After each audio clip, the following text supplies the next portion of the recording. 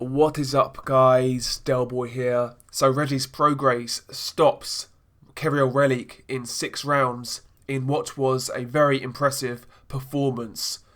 Prograis in this fight really had it all his own way. He was dominant throughout. He landed some great shots, and I felt it was an excellent performance, to tell you the truth, and it showed me a lot. It really did. For my money, Relikh was Prograis' best opponent to date, and he got dealt with. He got dealt with in an efficient, brutal and swift manner.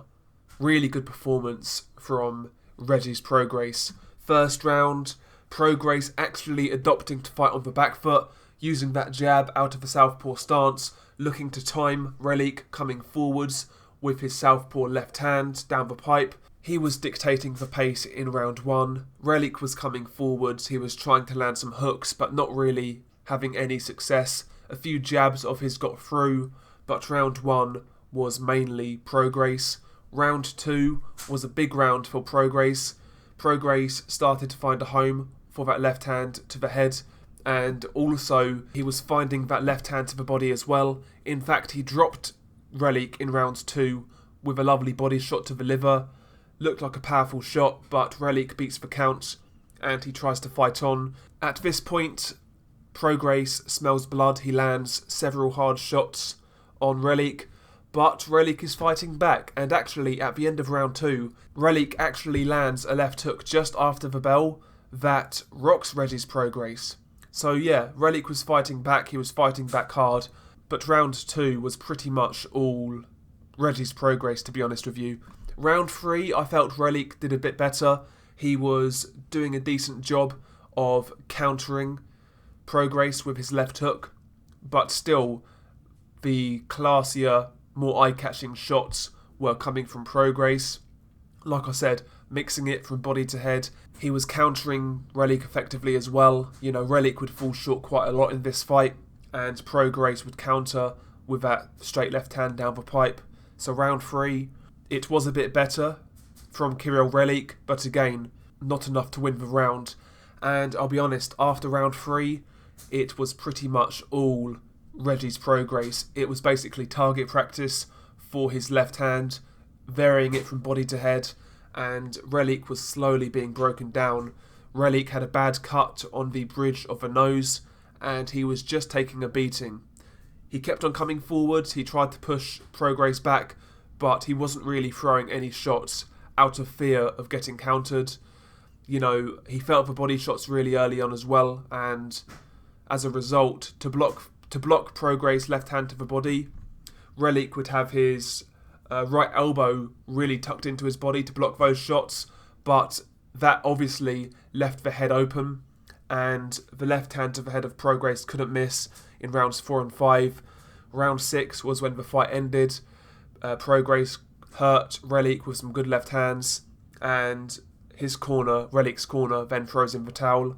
I think the corner of Relikh did the right thing because he was taking a beating. He was tough, he was resilient, but he wasn't really showing anything in rounds 4, 5 and 6. So I think they made the right choice in pulling their man out, and I've got to say, a very impressive performance from Regis Prograis. I think certain guys in America need to start giving this guy a bit more airtime, a bit more promotion, and people need to really get behind him because he's a great fighter. He's a really good fighter. He's multifaceted. We've seen him fight on the back foot against Relikh and counter, but also we've seen him apply pressure very effectively against Indongo and against Terry Flanagan. Prograis looks like a guy who has multiple tools in the toolbox. He's not one-dimensional, he can do multiple different things, and that's good going forwards. And he is now in the final of the World Boxing Super Series, and he is going to fight the winner of Josh Taylor versus Ivan Barancyk. Either fight, tremendous. Whether it's Barancyk or Taylor, I'd be hyped, I'd be stoked.